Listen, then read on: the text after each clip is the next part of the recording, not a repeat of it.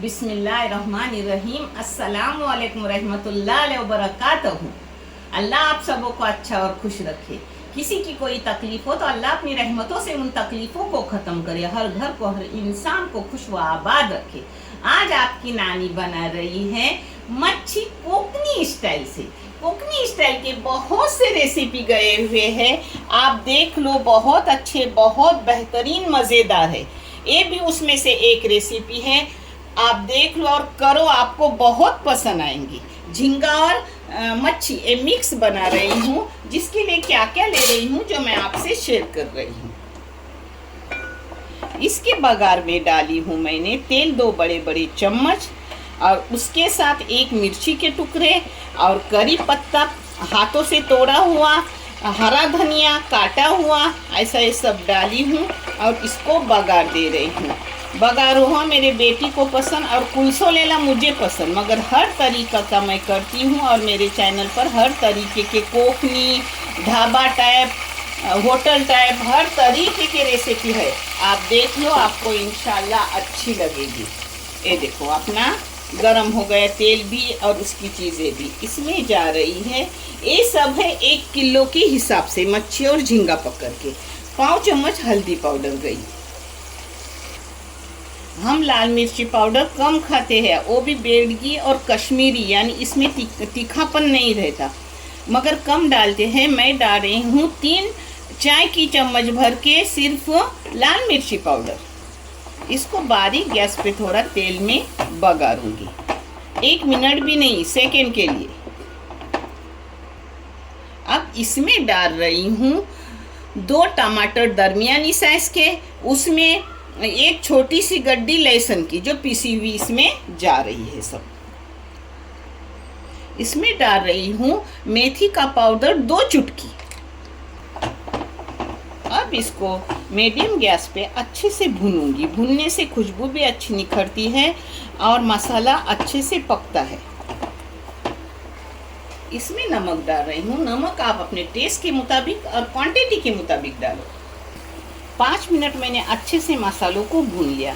इस जगह आपको चाहे तो इमली, कोकम, कुछ भी खट्टे के लिए डाल सकते हो, मगर मैं कुछ नहीं डालूंगी। ऐसा ही सूखा सूखा दाल चावल के साथ कोकनी स्टाइल से बना रही हूँ। दाल चावल के साथ ये बहुत अच्छा लगता है, और टमाटर है जिससे वो अच्छा भी लगेगा।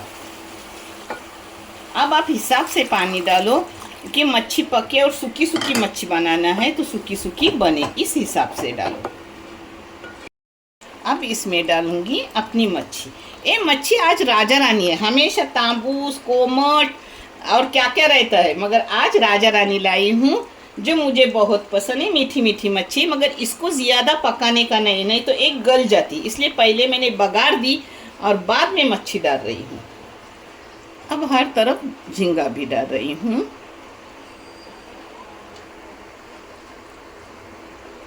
ये कोकनी स्टाइल है ऐसा करने का। हाँ, ये देखो, अपने कपड़े से पकड़ने का और 2 साइड से अच्छा ऐसा करने का, और पकने रखूंगी ये मीडियम गैस पे 15 मिनट। 15 मिनट में अपना झींगा और मच्छी एकदम अच्छी हो जाएगी, टेस्टी टेस्टी, मज़ेदार, सूखी सूखी, एकदम सूखी भी नहीं, ज़रा गीली गीली।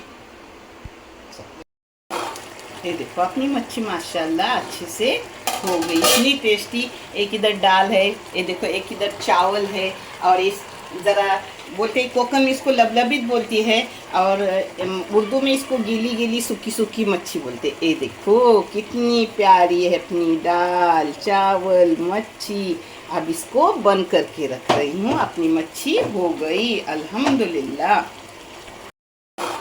ये देखो, अपनी मच्छी माशाल्लाह अच्छे से हो गई, इतनी टेस्टी। एक इधर दाल है, ये देखो, एक इधर चावल है, और इस ज़रा बोलते हैं कोकम, इसको लबलबित बोलती है, और उर्दू में इसको गीली गीली सूखी सूखी मच्छी बोलते हैं। ये देखो कितनी प्यारी है अपनी दाल, चावल, मच्छी।